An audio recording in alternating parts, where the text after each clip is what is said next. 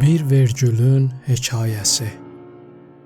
Ramazan ayının 10-cu səhərinin açılmağına az qalmışdı.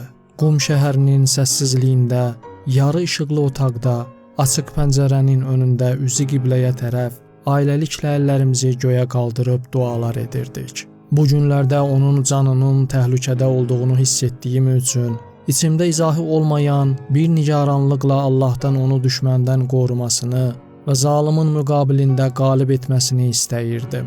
Uşaqlar isə hər cümlənin sonunda pak nəfəsləri ilə amin deyirdilər.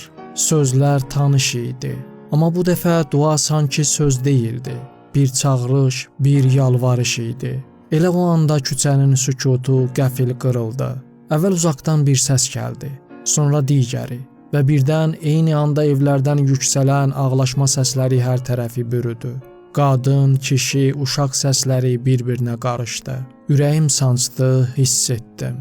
Yaxınlıqdakı evlərin birindən heç vaxt qulağımdan silinməyəcək ucadan hönkürtü ilə bir qadın səsi yüksəldi. Ey cəmaət, yatmayın, rəhbərimizi öldürdülər, şəhid etdilər. Səsi tədricən qırıldı və yerini yalnız hönkürtü və ah-nalə səsi aldı. Pəncərədən gələn ağlaşma səsi evin içinə doldu. Sanki hər kəs, hər şey, pəncərəmizin önündəki dirək, küçə lampaları, həyətimizdəki cavan ağaclar, torpaq, daşlar da ağlaşırdı. Hava belə bu xəbər ilə ağırlaşdı, nəfəs almaq çətinləşdi. Hamımız donub qaldıq. Mən üzümü ailəmə tutub düşünməyi, ölçməyi unudaraq titrəyən səslə dedim. Öldürdülər, ağa getdi. Qızların baş verənlərin mahiyyətini anlamadı. Amma anaları nə qədər özünü saxlamağa çalışsa da bacarmadı. Gözləri doldu və daşdı. Boğuluram dedi və otağa çəkildi. Bu sözlər küçədən gələn ağlaşma səsləri ilə qarışıb, sanki divarlara dəyib üstümə gəlirdi. Mən isə toparlanmağa çalışdım. Təsəlli vermək istədim. 87 yaşı var idi. Kişi kimi yaşadı, kişi kimi getdi. Xoş onun halına, narahat olma. Tarixdən misallar çəkdim, dedim. Allahın dostları ölməz. Amma sözlər özümə də yad gəlirdi. Sanki boş səslər idi. Çünki içimdə başqa bir şey qopurdu. Ayaq yoluna girdim, suyu açdım ki, səsim eşidilməsin, uşaqlar qorxmasın. Orada səsimi suya qarışdırdım. Şəhid Seyyid Əli Xameneyi. Onun həyatı bir fırtına idi, şəhadəti isə başqa bir fırtına. Bütün İsrail yana, kül ola, o kişinin qanının əvəz edirmi? O ümmət üçün ata idi. İmamsız, əccil fərəcəhum.